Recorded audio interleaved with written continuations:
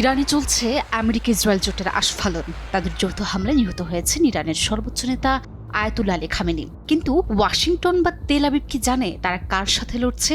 একটি আদর্শকে কি বুলেট দিয়ে স্তব্ধ করা সম্ভব? তাদের হামলায় এক খামেনি চলে গেলেও ঘরে ঘরে রয়েছে অন্য খামেনিরা। পশ্চিমারা স্বপ্ন দেখছে খামেনিকে বিদায় করে ইরানের শাসন ব্যবস্থা পরিবর্তন করে ইরানের তেজস্বী রূপ ঝলসে দেবে। কিন্তু তারা হয়তো ভুলে গেছে আয়াতুল্লাহ আলী খামেনি একটি আদর্শের নাম। আজ খামেনি নেই, কিন্তু তেহরান থেকে বৈরুত প্রতিটি ঘরে ঘরে রয়েছে খামেনির আদর্শ। তাই তো শত্রুর রক্তচক্ষুকে তোয়াক্কা না করে তারা বুক চিতিয়ে দাঁড়িয়েছে আধিপত্যবাদের বিরুদ্ধে। রাস্তায় নেমেছে, স্লোগান দিচ্ছে। সর্বোচ্চ নেতাকে হারানোর শোককে তারা রূপ দিয়েছে শক্তিতে। আয়াতুল্লাহ আলী খামেনি ছিলেন সেই নেতা যিনি ইরানের সামরিক ও আধা সামরিক ব্যবস্থাকে